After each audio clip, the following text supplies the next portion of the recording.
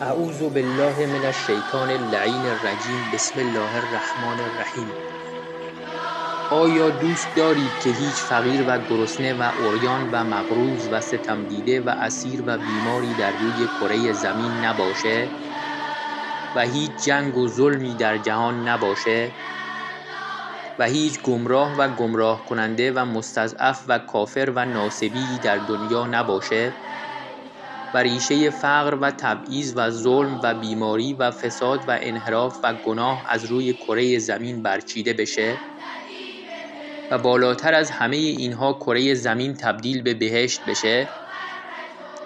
تنها راه چاره برای تحقق این امر ظهور امام عصر عجل الله تعالی فرجه الشریفه و یکی از راه‌های نزدیکتر کردن ظهور احیای امر یا نشر علوم یا احادیث شریفه اهل بیت علیهم السلامه تا جهانیان با آشنایی با اهل بیت علیهم السلام و کلام شریفشون هرچه بیشتر شیعه بشن و تعداد یاران امام عصر عجل الله تعالی فرجه الشریف و دعا کنندگان جهت ظهور بیشتر بشه.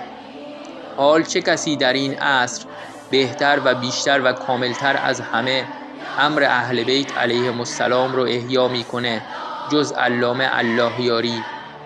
پس کمک به علامه الله یاری یعنی کمک به امام عصر عجل الله تعالی فرجه الشریف و نزدیکتر کردن ظهور. تا حالا بهش کمک کردی؟